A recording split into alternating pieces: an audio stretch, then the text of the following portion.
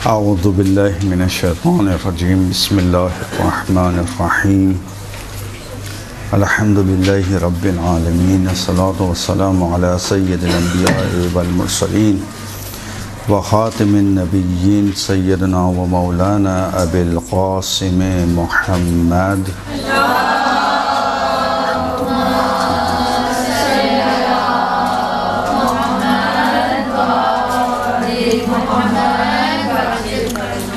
वाले बैतिहि तय्यबीन अत्ताहिरीन अल-मासूमीन अल-मज़लूमीन अल-मुंतजबीन व लानतुल्लाह अला आदाइहिम अजमईन अम्मा बाद।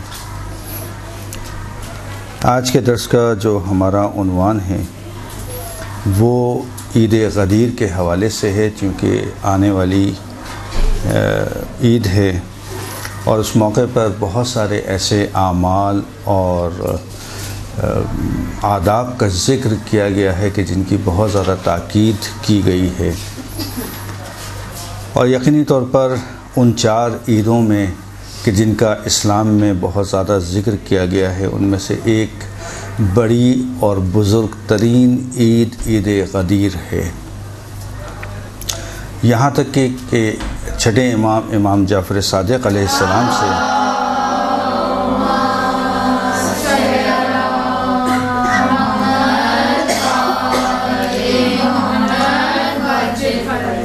जब किसी ने सवाल किया कि मौला क्या ईद फ़ित्र और ईद ज़ुहा के अलावा भी हमारे पास कोई ईद है,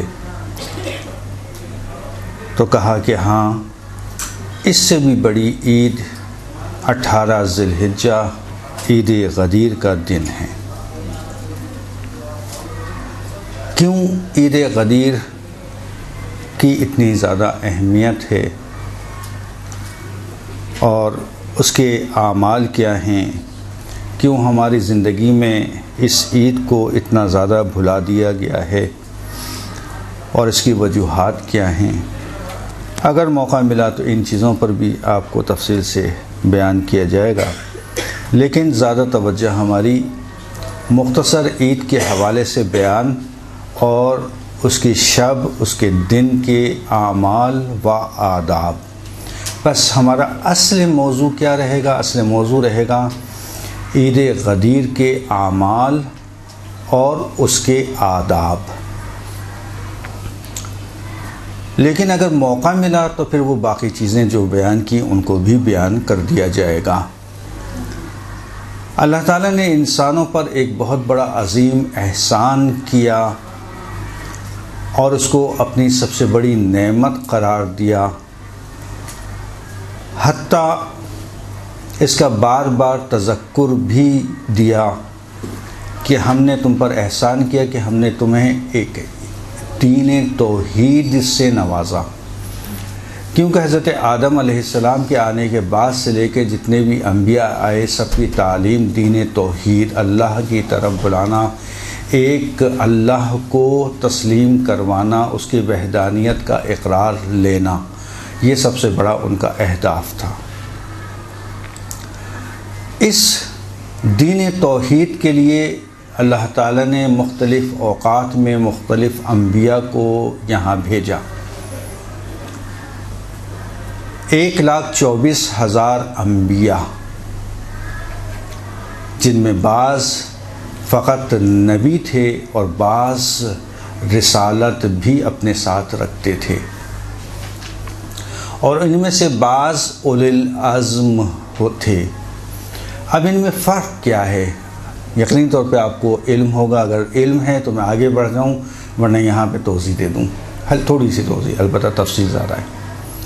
नबी, रसूल, उलिल अज़्म।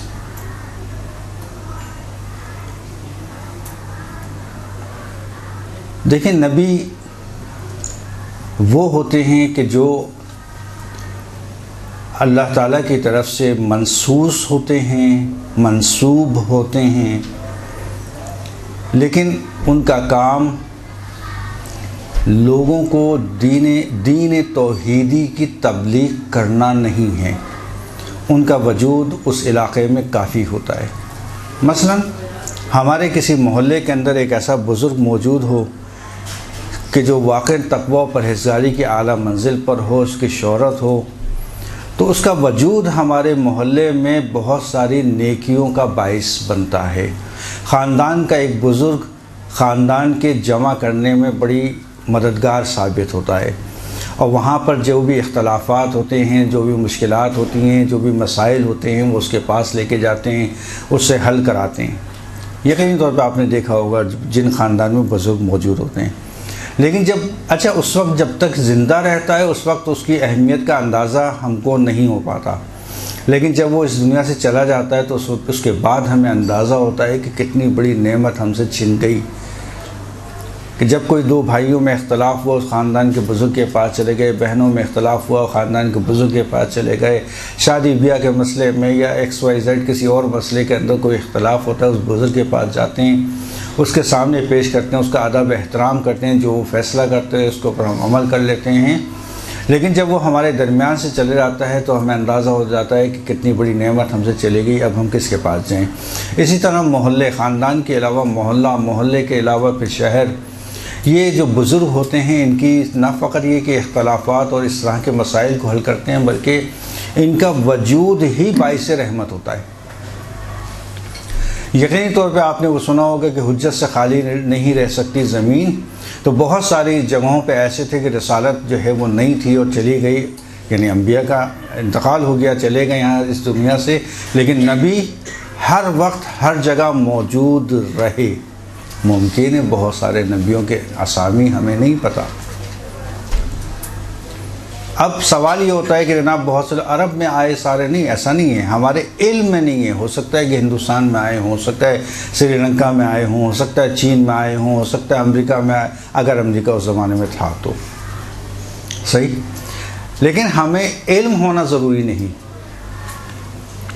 बस इनका वजूद एक बाइस रहमत होता है, इनका काम ये। इसके अलावा एक रसूल होता है, रसूल का काम जो है वो शरीयत का पहुंचाना होता है, पैगाम का पहुंचाना होता है अल्लाह की तरफ से, सही। इस रसूल की ज़िम्मेदारी ये है कि जो वहाँ से वही हुई है, जो पैगाम वहाँ से आया है, वो माशरे के लोगों तक, आवाम तक, लोगों तक पहुँचा दिया जाए, यानी ये रिसालत का काम करते हैं। इसके अलावा बाज़ अम्बिया ऐसे होते हैं कि जिनके पास शरीयत मौजूद होती है। मसलन हज़रत मूसा के पास उनकी अपनी शरीयत मौजूद थी, उस शरीयत को लोगों तक पहुंचाना, उनके साथ जो अम्बिया थे उन्होंने उन्हीं की शरीयत को आगे पहुंचाया। यानी देखें, मूसा शरीयत लेकर आए हैं, शरीयत का पैगाम पहुंचाया है, बाकी अम्बिया जो उनके साथ हैं उन्होंने उस पैगाम को आगे पहुंचाया है। इसी तरह से जो शरीयत लेके आते हैं उन्हीं अम्बिया को कहा जाता है उलिल आज़म। यकीनी तौर में इनमें बाज़ खुसूसियात ऐसी थी जिनका जिक्र यहाँ पे मुनासिब नहीं, उनको उलिल आज़म कहा जाता है। बहरहाल, अब इसी तरह से अल्लाह ने वो मुख्तलिफ़ औक़ात में अम्बिया भेजे, रसूल भेजे, ताकि दीन तौहीद की तरफ लोगों को माइल किया जाए। लेकिन इसी दीन तौहीदी को कमाल की मंजिल तक पहुँचाने के लिए अल्लाह ताला ने आखिर में अपने वजह कायनात को भेजा, इसीलिए उस पर एहसान जतलाया। और सूरह आले इमरान की 164वीं आयत में अल्लाह ताला ने फरमाया, लक़द मन्नल्लाहु अलल मुअमिनीना इज़ बाअसा फ़ीहिम रसूलम मिन अनफुसिहिम यतलू अलैहिम आयातिही व युज़क्कीहिम व युअल्लिमुहुमुल किताब वल हिकमा व इन कानू मिन क़ब्लु लफ़ी ज़लालिम मुबीन। सूरह आले इमरान की 164वीं आयत। इस आयत की खुसूसियत ये है कि अल्लाह ताला यहाँ पर एक एहसान को बता रहा है कि हमने तुम पर एहसान किया। यानी क्या? बग़ैर बताए अगर वो आपसे सवाल करता, ये माकूल नहीं था क़यामत के दिन अल्लाह ताला आपसे सवाल कर सकता था कि दीन तौहीद कौन सा है, क्या तुमने अहकामात अंजाम दिए, तुमने नमाज क्यों नहीं पढ़ी, तुमने रोज़े क्यों नहीं रखी। ये कभी ही काम था, क्योंकि उसूल के अंदर हमारे पास एक कायदा है, क़ुब है अक़ाब बिला बयान, एक कायदा है। यानी अल्लाह ताला की तरफ से अदल का उसके तकाज़ा ये है, हिकमत का तकाज़ा ये है कि अल्लाह ताला वो चीज़ें जो बयान नहीं करता उसके बारे में हमसे सवाल नहीं करेगा। बस यहाँ पे एहसान जतलाया कि हमने रसूल दिए तुम्हारे नफूस के अंदर से, तुम्हारे जैसे जिस्म रखने वाले, तुम जैसे तुम्हारे दरमियान से, कि जिन्होंने तुम्हें आयत कुरानी सुनाई, तज़किया करवाया, हिकमत की तालीम दी। इसी तरह से यकीनी तौर पर जब अल्लाह ताला एहसान जतला रहा है तो एहसान का मतलब ये हुआ कि कोई अजीम मंजिलत वाली चीज़ आपके दरमियान में भेजी परवरदिगार ने, वरना एहसान किस चीज़ का। लेकिन इसी एहसान के ऊपर अल्लाह ने इक्तिफा नहीं किया, यानी इस नेमत रिसालत के ऊपर, रिसालत माब सल्लल्लाहु अलैहि वसल्लम को जो हमारे दरमियान में भेजा,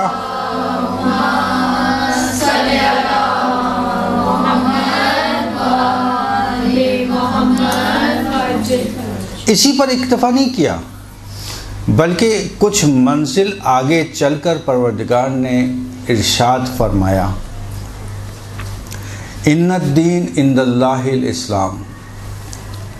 आले इमरान, सूरह आले इमरान की 19वीं आयत, कि अल्लाह ताला ने करार दे दिया कि उसके नज़दीक पसंदीदा तरीन दीन दीन इस्लाम है।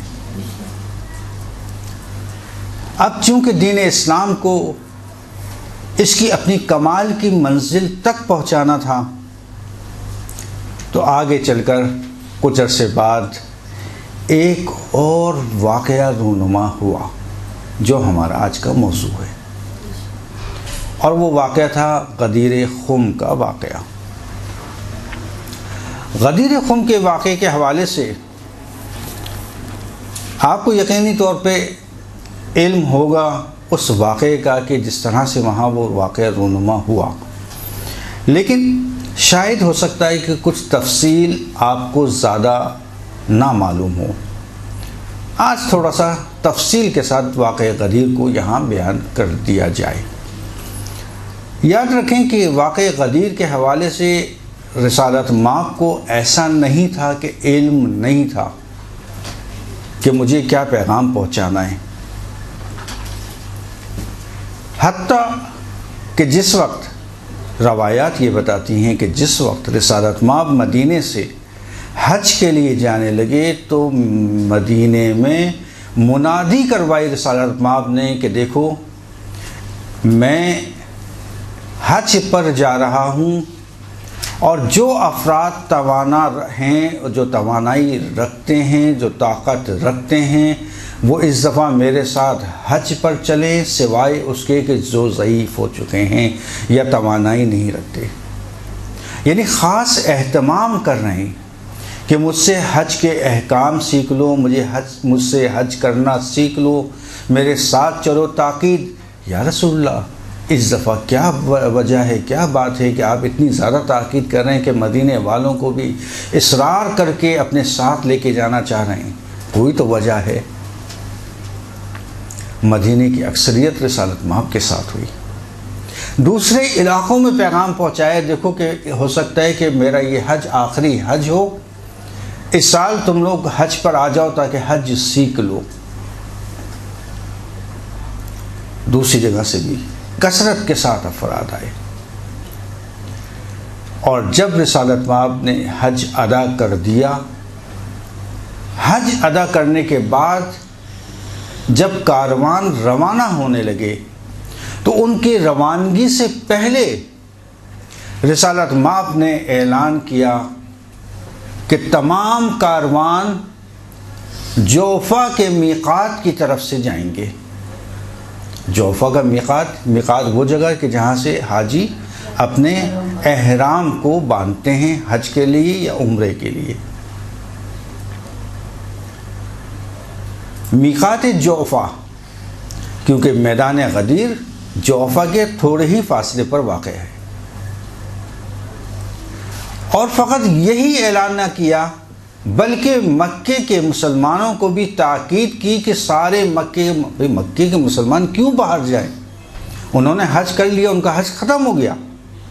क्या नहीं, मक्के के मुसलमान भी जोफ़ा के मीक़ात पर पहुँचे।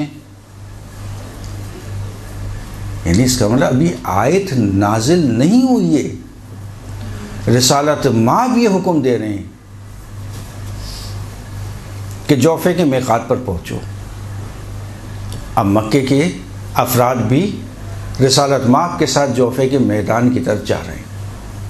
जोफ़े के मैदान से आगे पहुँचे और वो मैदान था गदीर खुम, यानी दो पहाड़ियों के दरमियान में एक मैदान छोटा। कैसा मैदान? ऐसा मैदान कि जहाँ पे ना कोई दरख्त था, ना कोई पानी का ज़रिया था, और शदीद गर्मी का आलम था, शदीद गर्मी का आलम। और ऐसी गर्मी थी कि लोग ये चाहते थे कि जल्द से जल्द हम इस इलाके से निकल जाएं, इस मैदान से निकल जाएं। इतनी शदीद गर्मी के आलम में जब वहाँ पहुँच गए तो अब रसूल ने ऐलान करना शुरू किया कि सबको जमा करो। जो आगे चले गए हैं उनको भी वापस बुलाओ, जो पीछे चले गए हैं उनको कहो आगे आएँ। जब सब जमा हो गए एक साथ, अब रिसालत माब ने ये हुक्म जारी किया कि अब तुम एक मिंबर तैयार करो। इस मैदान, चटियल मैदान के अंदर कहाँ से मिंबर? कौन सा मिंबर? क्या नहीं, अपने ऊँटों के पालानों को उतारो, अपने ऊँटों के पालान इनको उतारो और इनको उतार कर एक मिंबर तैयार करो। लोगों ने बड़ी मेहनत से, जहमत से उन पालानों को उतारा। इस गर्मी के आलम में, जो मैं पहले बता चुका हूँ आपको, पालान को उतारने के बाद एक मिंबर को तैयार किया गया। और मिंबर तैयार करने के बाद अब रिसालत माब मिंबर की पहली मंजिल पर, पहली सीढ़ी पर, यानी सबसे ऊंची, वहाँ खड़े हुए। और वहाँ खड़े होने के बाद अली को आवाज़ दी और अली को अपनी दूसरी सीढ़ी के ऊपर खड़ा किया। बल्कि सूरत हाल इस तरह से थी, अलबत्ता कि आप लोग जो तस्वीर यहाँ पे शाया होती हैं उसमें आप देखते हैं बराबर में खड़े हुए हैं और हाथ उठाया हुआ है। इस कैफियत को बयान किया जाता है तस्वीर के अंदर। लेकिन हकीकत ये है कि जिस तरीक़े से मैं बता रहा हूँ, रवायात में इस तरीक़े से आया कि इस तरीके से उन्होंने खड़ा किया। हज़रत अली को नीचे खड़ा किया, बिल्कुल इस तरह से कि जो रसूल का चेहरा था और यहाँ अली का चेहरा था, और रसूल के दोनों हाथ अली के कांधों पर थे, उनको पकड़े हुए थे। अब रिसालत माब ने खुतबा देना शुरू किया, और ख़ुतबा अगर आप लोग मुताला करें तो फ़कत खुतबा ही कम से कम 2.5 से 3 घंटे का खुतबा है वो, यानी छोटा खुतबा नहीं है। इस शदीद गर्मी के आलम में, इस मजमे में, बाज़ रवायत में 1 लाख, बाज़ में 1,20,000, बाज़ में 1,24,000, बहरहाल कसरत को बयान कर रही है। इस आलम के अंदर खुतबे को बयान किया है और अज़ अव्वल इस्लाम के तमाम पैगामात को दोहराना शुरू किया है। यहाँ तक कि इसी खुतबे में रिसालत माब ने अपने जानशीनों और वसीयों का ज़िक्र किया है, यहाँ तक कि इमाम ज़माना का ज़िक्र इसी खुतबे गदीर में किया है रिसालत माब।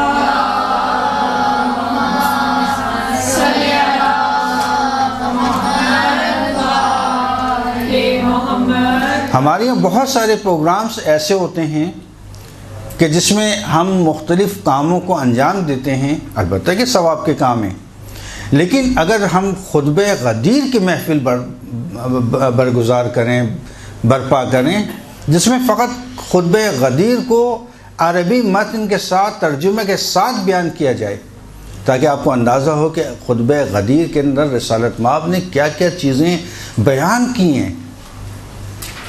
अखलाकियात का चैप्टर अलग, अहकाम का चैप्टर अलग, अपनी जानशीनी के चैप्टर को अलग बयान किया है।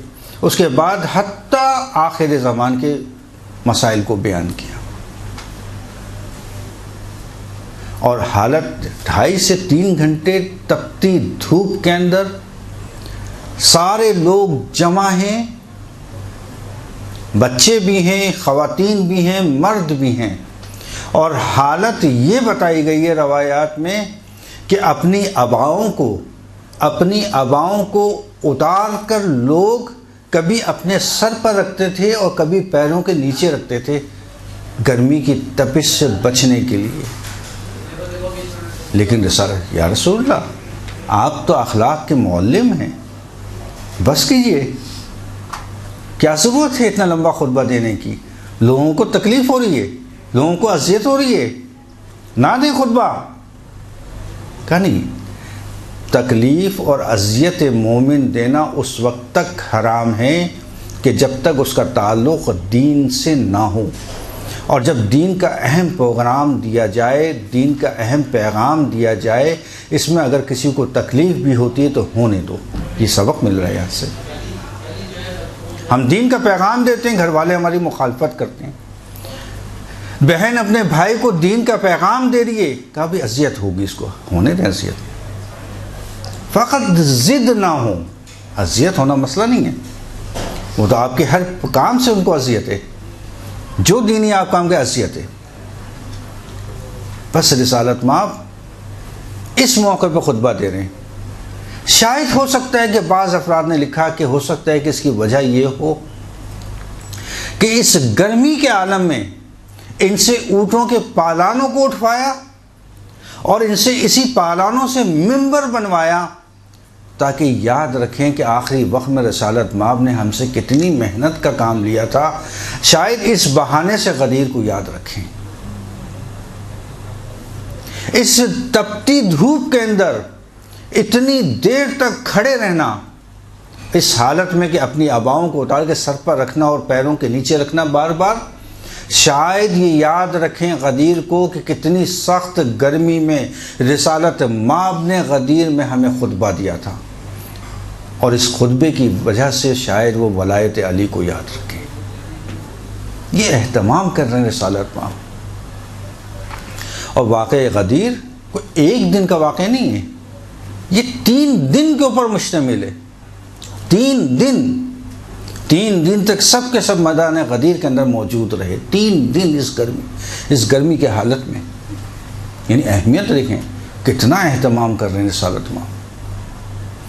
ऐसे मौक़े पर रिसालत माब ने जब ये सारा खुतबा दे दिया, अब खुतबा देने के बाद सबसे अहम सवाल ये था,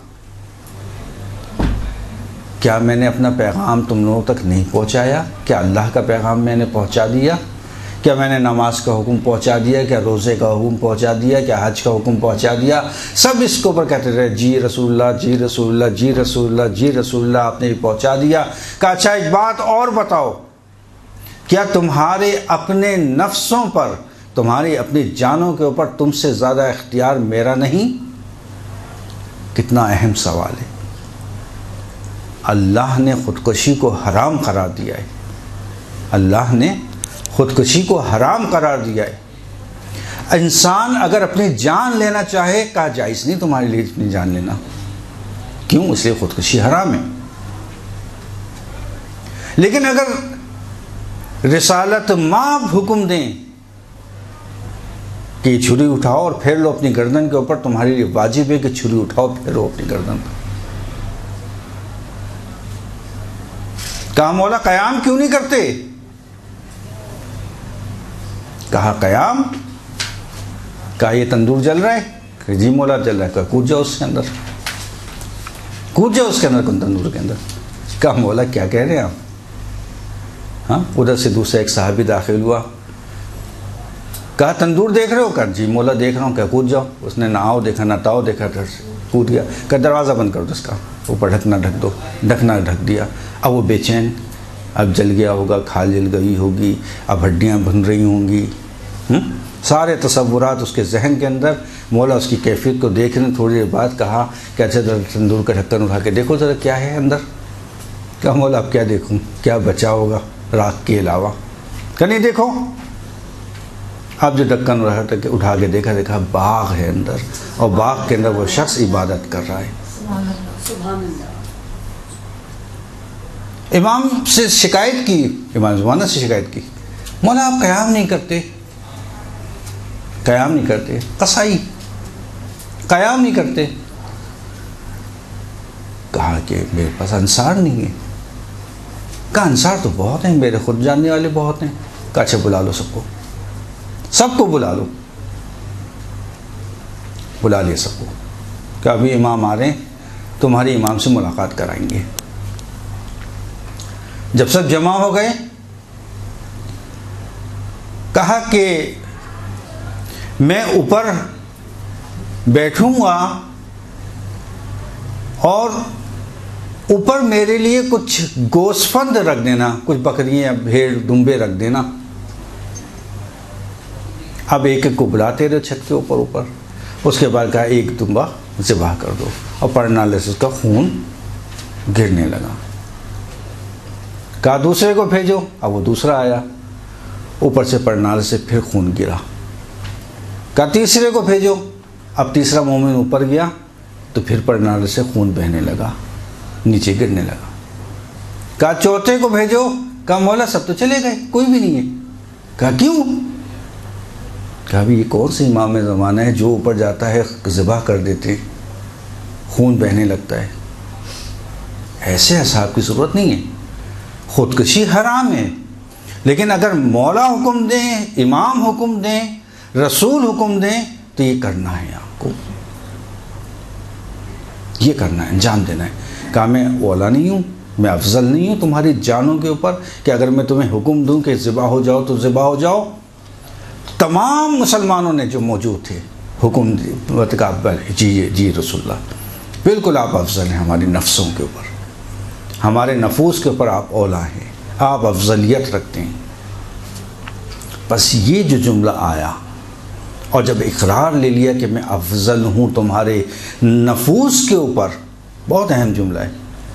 यानी इतना इख्तियार रखता हूँ कि तुम्हारी जानिब ऐसा है जैसे मेरे मुट्ठी में, इतना इख्तियार रखता हूँ मैं।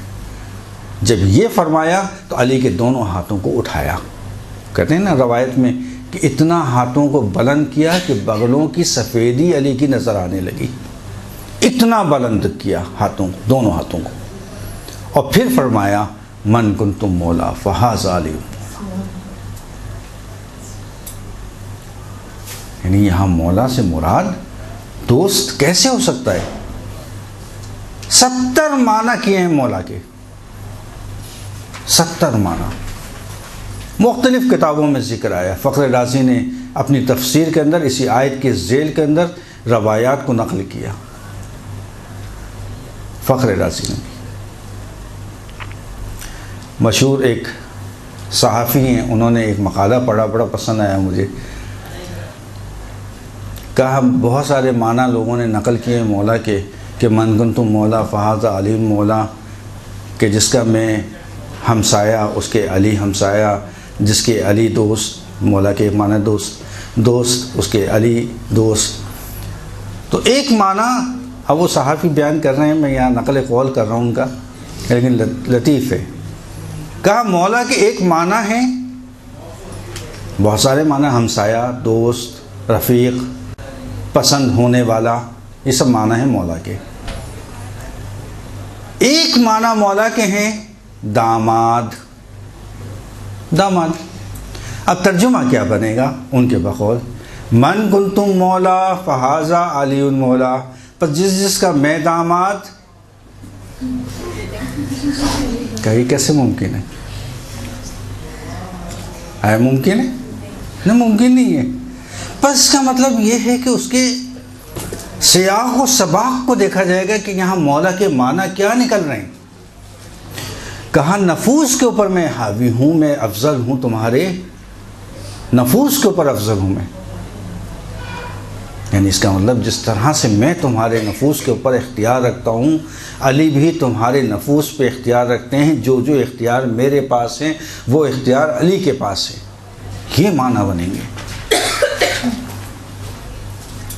और उसके बाद दोनों हाथों को दुआ के लिए बुलंद किया, और दुआ के बाद बुलंद करने के बाद क्या फरमाया, परवरदिगारा जो अली को दोस्त रखे उसको तू दोस्त रख, और जो अली को दुश्मन रखे उसको तू दुश्मन रख।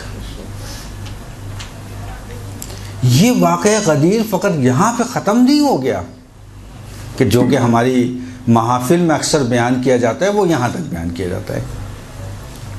यहाँ तक ख़त्म नहीं हुआ। अब जब ये बयान कर दिया, उसके बाद हुक्म ये दिया कि इसी ग़दीर के मैदान में 2 ख़ैमे अलग अलग बराबर में नस्ब किए जाएं। एक में खुद बैठे और एक में कहा कि अली तुम बैठो, और तमाम लोगों को हुक्म दिया कि जाओ एक एक करके और इनको हमको मुबारकबाद दो। यानी एक मरतबा रिसालत माप के ख़ैमे में जाते, इनको मुबारकबाद देते, उसके बाद निकल कर अली के ख़ैमे में आते हो, अली को मुबारकबाद देते। और ये ख़ैमे 3 दिन तक लगे रहे, और 3 दिन तक वो जो जल्दी में जाने वाले मुसलमान थे वो सारे के सारे इसी मैदान के अंदर 3 दिन तक मौजूद रहे। यानी अहमियत को बता रहा है कि कितनी अहम चीज़ हमें अता हुई है। आप देखें, बाज़ मुफस्सिरीन ने इसको बयान किया है कि जो हम वहाँ पे कहते हैं अनअमता अलैहिम सूरह हमद के अंदर, नेमत से मुराद वलायत अली इब्न अबी तालिब है।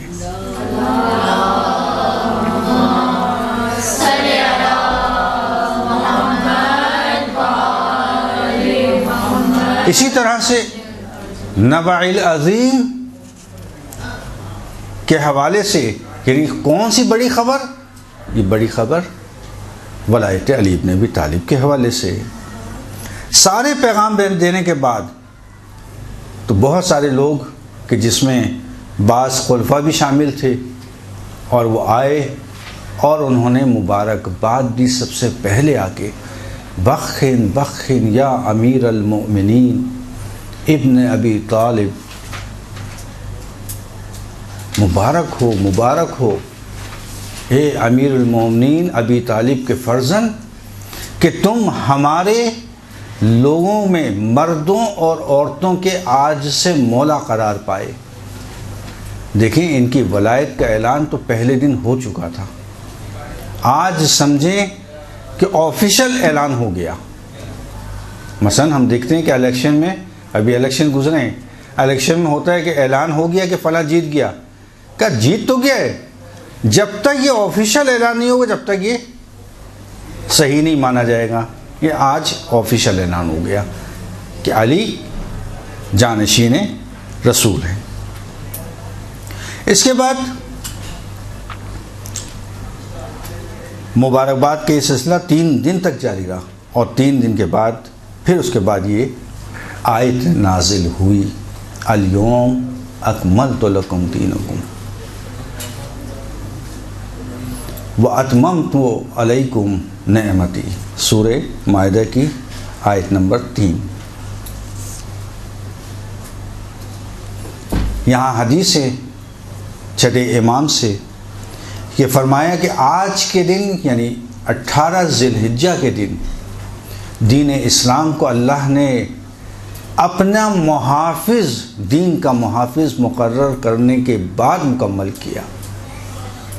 यानी बता दिया कि इमामत दीन की मुहाफ़िज़त का नाम है, कि जो दीन की मुहाफ़िज़त करते हैं। किस तरह से कि अगर उनको जंग की ज़रूरत पड़े तो जंग करते हैं, और अगर सुलह की ज़रूरत पड़े तो सुलह करते हैं।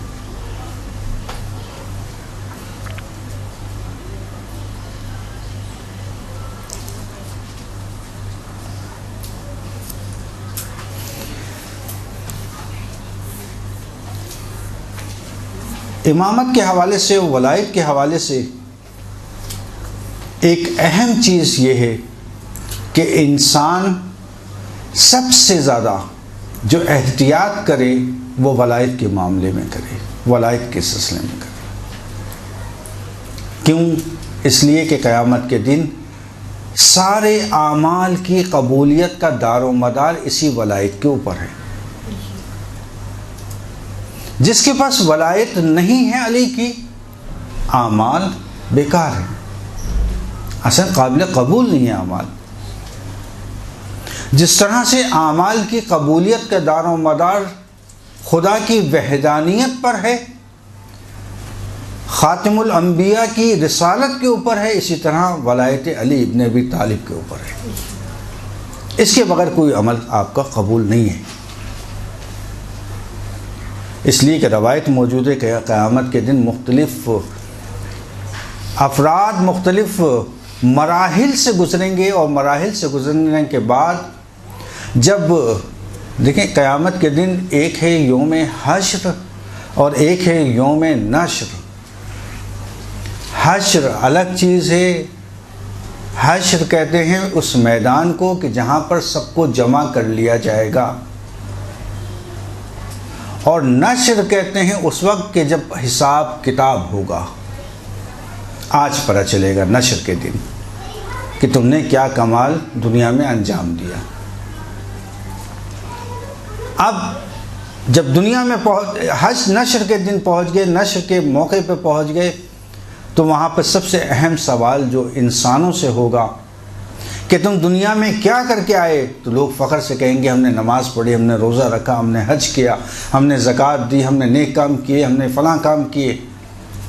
कहा इन सब के बारे में बाद में बताना, ये बताओ कि तुमने वलायत को भी कबूल किया था या नहीं किया था। क्योंकि जिसने वलायत को कबूल नहीं किया उसने कोई अमल अंजाम नहीं दिया। बस सारा दारो मदार इस वलायत की कबूलियत के ऊपर है। इसीलिए हमारे पास बहुत सारी रवायत हैं कि आलम ज़र में परवरदिगार ने हत्ता तमाम अंबिया को नबूवत उनकी जो अता हुई वो भी वलायत के इकरार के हवाले से अता हुई। कैसे? कि जिसने वलायत को सबसे पहले कबूल किया, जल्दी कबूल किया, नबूवत उसको अता हुई, रिसालत उसको अता हुई। जिसने जितनी ताख़ीर की उसका मुकाम उससे कम होता गया। ना फ़कत अंबिया इसमें से इस हवाले से बने, बल्कि इंसानों से भी इकरार लिया गया वलायत के हवाले से। इसलिए रवायत में है कि क्या तुम भूल गए कि जो अहद व पैमान बांध कर आए थे इस दुनिया में। किसकी तरफ इशारा है? ये इसी पैमान की तरफ इशारा है कि जो आलम ज़र में तुमसे पैमान लिया गया था, तुमसे वादा लिया गया था वलायत के हवाले से, कि उसको भूल गए हो। हत्ता चरन परन जानवर, हत्ता नबातात और जमातात। कहते हैं अक़ीक़ को बड़ी अहमियत हासिल है। मोमिन के हाथ में अक़ीक़ होना चाहिए, और अक़ीक़ के पहनने से उसका सवाब में इजाफ़ा हो जाता है। कि अक़ीक़ की हैसियत क्या है? पत्थर है एक, लेकिन क्यों ये मुकाम, ये मंजिल उसको कैसे अता हुई? कहा पत्थरों में सबसे पहले जिसने वलायत को कबूल किया वो अक़ीक़ था। पर इसका मतलब इतनी अहम चीज़ है वो वलायत थी कि चूँकि पहले उसने कबूल किया उसको इतनी अहमियत दे दी गई। उसके बाद जैसे जैसे इन संगों की अहमियत इस दुनिया में पाई जाती है, वो सारी की सारी वलायत के कबूलियत के दारो मदार के ऊपर है। ये रवायतें हमारे पास मौजूद हैं आइम्मा से। बस याद रखें इस वलायत की बड़ी अहमियत है, इसको महफूज रखें। और अल्लाह ताला का हमें शुक्र अदा करना चाहिए कि अल्लाह ताला ने हमें खल्क़ किया वलायत अली इब्न अबी तालिब के ऊपर।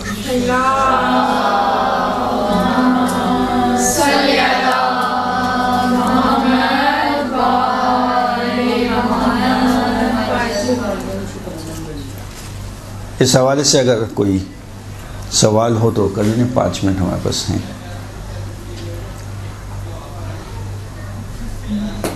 वलायत के हवाले से वैसे सवाल तो खैर कर लें, कोई बात नहीं। सर जब इतने वाज़ेह तरीके से ऐलान कर दिया गया था, उसके बावजूद कितने लोग मुनहरिफ हो गए। तो ये क्या रीज़न था? यही सवाल, ये सवाल एक रवायत में है कि 8वें इमाम की रवायत है कि रावी ने उनसे सवाल किया इमाम से कि इमाम इतना वाज़ेह जवाब दिया गया, इतना वाज़ेह तरीके से बताया गया, मुख्तलिफ़ औक़ात में दावत ज़िल अशीरा से लेकर और मुख्तलिफ़ मौक़ों के ऊपर, हत्ता सूरह बरात जब नाजिल हुई तो सूरह बरात जो है वो किसी और को दी गई कि जाके मुशरिकीन के सामने सूरह बरात पढ़ो, क़िराअत करो, तिलावत करो, उनको बताओ। जब वो आधे रास्ते में पहुँचे तो अल्लाह की तरफ से, मालूम है वो वाक़या आपको, अल्लाह की तरफ से हुक्म आया कि नहीं वापस बुलाओ, वापस बुलाओ। आधे रास्ते से वापस बुला लिया गया कि ये परवरदिगार क्यों वापस बुला रहे? कहा नहीं, सूरह बरात वो तिलावत करे कि जिसने खुद कभी शिरक ना किया हो, जिसका सजदा, जिसका सर किसी बुत के आगे ना झुका हो, तिलावत उसको जचती है। का बुलाओ, का किसको भेजें? रसूल अली को भेज दो, अली को भेजो। तो सूरह बरात अली लेके गए। क्यों? कभी नहीं झुका सर। सूरह बरात के मौके के ऊपर, दावत ज़िल अशीरा के मौके के ऊपर, सूरह हलता के मौके के ऊपर, मुबाहिला के मौके पे, गदीर के मौके पे, मुख्तलिफ़ मौक़ों पर सब कुछ बयान कर दिया। अली माल हक़ वल हक़ माल अली। हाँ, हक़ तो किसी के साथ हो सकता है कि चलो भी समझ में आती है, हाँ, अली हक़ के साथ हैं, समझ में आता है, इंसान हक़ के साथ हो सकता है। हक़ अली के साथ है, ये वाकई समझ से बालातर चीज़ है कि जहाँ जहाँ अली मुड़े वहाँ वहाँ हक़ को मोड़ दो। यानी अजीब, वाकई अजीब मंजिल है। कुरान माल अली, हाँ, वल कुरान माल अली। अली कुरान के साथ हैं, कुरान जो है वो अली के साथ।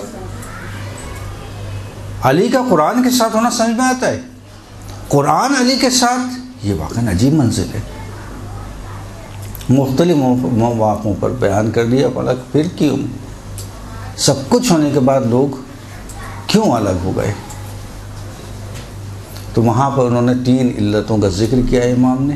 पहली इल्लत, जो लोगों ने गदीर को भुला दिया। पहली इल्लत, लोगों का दुनिया परस्त होना। दूसरी इल्लत, ईमान की कमज़ोरी। और तीसरी इल्लत, ज़ाती इंसान के मफादात। ये 3 इल्लतों को इमाम ने उस रवायत में बयान किया है कि इन 3 इल्लतों की वजह से इंसान ने जो जिनके सामने अली की वलायत बिल्कुल वाज़ेह थी, भुला दी। और अगर आप जो है वो सक़ीफ़े के वाक़े को देखें और रिसालत माब की जो शहादत है उस वाक़े को देखें, वहाँ पर तकरीबन ऐसे ही नज़र आता है कि बनी असलम कबीले का नाम है, मदीने से कुछ फासले के ऊपर ये रहा करते थे। रिसालत माब की रहलत से पहले ये लोग आए थे, इनके इलाक़े में कहत पड़ा हुआ था और रिसालत माब ने कहा कि तुम अपने कबीले वालों को लेकर आओ तो हम तुम्हारी मदद करेंगे। और जब ये कबीले वालों को लेकर वापस पलटने हैं, उस वक्त रिसालत माब का इंतकाल, रहलत हो चुकी थी। तो अब बाज़ लोगों ने इनसे कहा कि हम तुम्हारी मदद करेंगे एक शर्त के साथ, और वो शर्त ये कि अपने कबीले के तमाम अफराद को मुसल्लह कर कर मदीने की हर गली के अंदर खड़ा कर दो, और जो हमारी मुखालफत करे बाहर। तो वो जो एक रवायत है कि मदीने की गलियां जो हैं मुसल्लह अफराद से भरी हुई थी, उसकी वजह ये थी, बनी असलम का कबीला, कि उन्होंने कहत से बचने के लिए और मदद लेने के लिए साथ दिया और मदीने की गलियों में इस तरह से खड़े हुए वो लोग।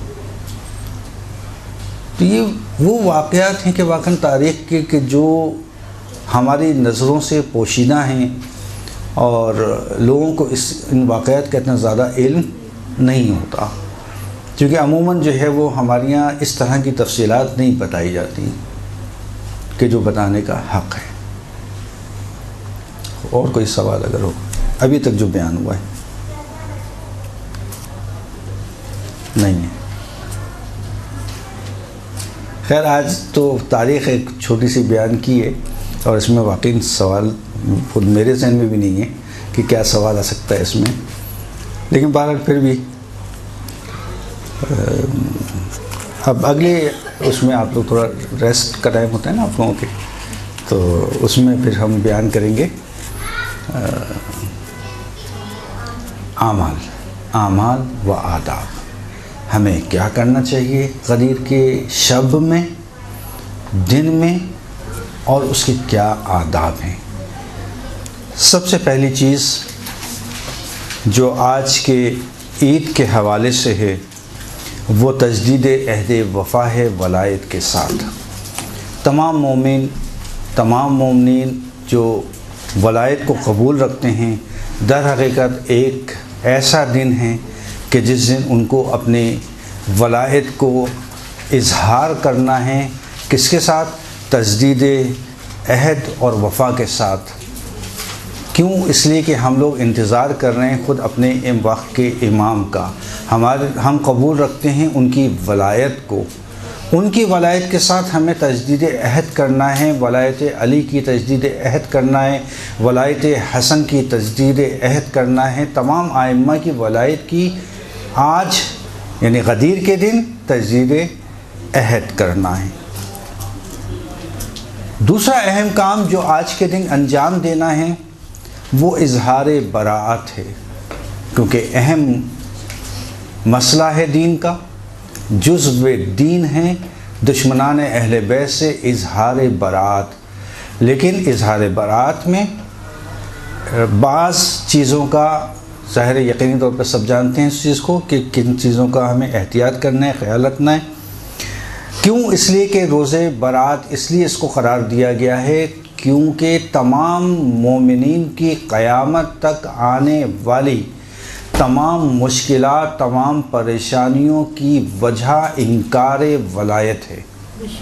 आज अगर वलायत को तस्लीम उस दिन से कर लिया जाता तो कोई भी दुनिया का इंसान, मैं मुसलमानों की बात ही नहीं कर रहा, मैं मोमिनीन की बात ही नहीं कर रहा, तमाम इंसान, दुनिया के तमाम इंसान किसी परेशानी मुश्किल में गिरफ़्तार नहीं होते। बिल्कुल इस तरह से कि जिस तरह से जब इमाम का ज़हूर होगा और ज़हूर के बाद तमाम इंसान पुरसुकून ज़िंदगी अपनी गुजारेंगे, बिल्कुल इसी तरह। कोई फ़र्क नहीं है कि इमाम जब ज़हूर करेंगे तो उसके बाद इंसानों के ऊपर ये परेशानियां ख़त्म हो जाएंगी। जी नहीं, बिल्कुल इसी तरह से अगर वो वलायत बाकी रहती कि जिसे रिसालत माँ मुअय्यन करके गए थे, तो बिल्कुल वही आइडियल कंडीशन जो कि ज़हूर के बाद होती वो उस वक्त भी होती, कोई फ़र्क नहीं था।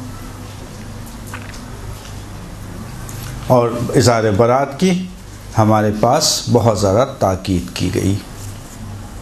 इसीलिए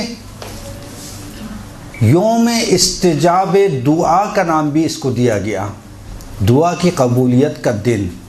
क्यों? ईद का दिन है। ईद के दिन इंसान क्या करता है? ईद के दिन इंसान जो छोटे होते हैं वो अपने बड़ों से ईदी वसूल करते हैं, ईदी तलब करते हैं। अब देखें, आप किसी आम दिन के अंदर किसी के पास जाइए और कहिए ज़रा पैसे दे देना मुझे। अगर मैं किसी से कहूँ भी कि जाओ फलां से पैसे मांग लो, तो हरगिज़ नहीं मांगेगा। कहे नहीं, मेरी इज़्ज़त नफ्स का सवाल है, मैं कैसे किसी से पैसे तलब कर लूँ, मैं कैसे किसी से कोई लिबास, कोई चीज़ तलब कर लूँ। इज़्ज़त नफ्स आड़े आएगी इंसान की, वो कभी भी ये नहीं काम नहीं करेगा। लेकिन ईद के दिन अक्सर देखा होगा माए बच्चों से कह जाओ अपने फलां से पैसे ले लो, ईदी ले लो, और बच्चे भी बड़े शौक़ से जाता है, ईदी तलब करता है। ईद का दिन है, ईद के दिन छोटे अपने बड़ों से ईदी तलब करते हैं। बस ये दिन वलायत का दिन है, हमारे वली की ईद का दिन है, हमारे लिए उन्होंने ईद का दिन करार दिया है। इस ईद के तवस्सुत से अपनी ईदी को वसूल करना हरगिज़ ना भूलिएगा। ईदी को वसूल कीजिएगा उस दिन दुआ के ज़रिए से। अपनी हाजत को ज़रूर तलब कीजिएगा इमाम से कि मौला बेउनवान ईदी हमें ये अता कर दें कि आज ईद का दिन है, आज ये खुशखबरी हमें सुना दें, ये मेरी ख्वाहिश पूरी करने आज के दिन। इसीलिए ईद गदीर को यौम इस्तिजाब दुआ करार दिया गया कि अपने ईदी इमाम से लेना ना भूलिए। इसीलिए इस दिन को मुख्तलिफ नामों से पुकारा गया। मुख्तलिफ रवायात में मुख्तलिफ नाम आए हैं। नाम वैसे तो 50 के करीब हैं। मैं तेज़ी के साथ आपको सुनाता हूँ बाज़ नाम। इसमें से बड़े यौम ईद उल अकबर, बड़ी ईद, बुज़ुर्ग ईद। यौम रिज़ातुर रहमान, परवरदिगार की खुशनुदी का दिन। यौम मनारुद्दीन, क़याम का दिन, रोज़े मशल का दिन। यौमुल क़यामा, क़यामत का दिन। यौम सुरूर, शादी या शादमानी का दिन। यौम तबस्सुम, मुस्कुराने का दिन। तबस्सुम, मुस्कुराना। यौम इरशाद, रहनुमाई का दिन, जिस दिन मोमिनीन की रहनुमाई की गई। अच्छा, अब एड्रेस में अगर आपको बताना शुरू करूँ तो शायद लंबा हो जाएगा। वैसे चलें बता दूं कि आप लोगों को एड्रेस रवायतों में है मुख्तलिफ, ज़रूरत नहीं है, खैर चलें। यौम रफ़्उ दराजात, दर्जात की बुलंदी का दिन। यौम वलायत का दिन। यौम करामा, करामत का दिन। यौम कमालुद्दीन, यौमुल फ़स्ल, हक़ व बातिल की जुदाई का दिन। यौम बुरहान, यौम शाहिद व मशहूद। यौम ज़ीना, ज़ीनत का दिन। यौम मिसाक़, यौम अहद, अभी बताया मैंने, अहद का दिन है। मिसाक़ का दिन है, तजदीद वफ़ा का दिन है। यौम अमन, यौम अहले बैत। यौम इबादा, यौम अतमाम नेमा, ईद आल मोहम्मद। यौम शुक्र, यौम गदीर, यौम सलात, यौम सौल, यौम फ़राह, यौम ईद, यौम ताआम, यौम तिबियान और यौम दलील। ये मुख्तलिफ नाम हैं जो बयान किए गए। अच्छा, मैं ये बताना चाह रहा था आप लोगों को कि ईद गदीर जो है वो आइम्मा ने कैसे मनाई, लेकिन उसके पास हमारे लिए वक्त नहीं है। इंशाल्लाह फिर किसी मौके पर, सही, क्योंकि आइम्मा ने हर ईद गदीर पे ख़ास अंदाज में इसका अहतमाम किया और ईद गदीर को मनाया। बिरहमतिक या अरहमर राहिमीन व सल्लल्लाहु अला मुहम्मद व आलिहि त्ताहिरीन।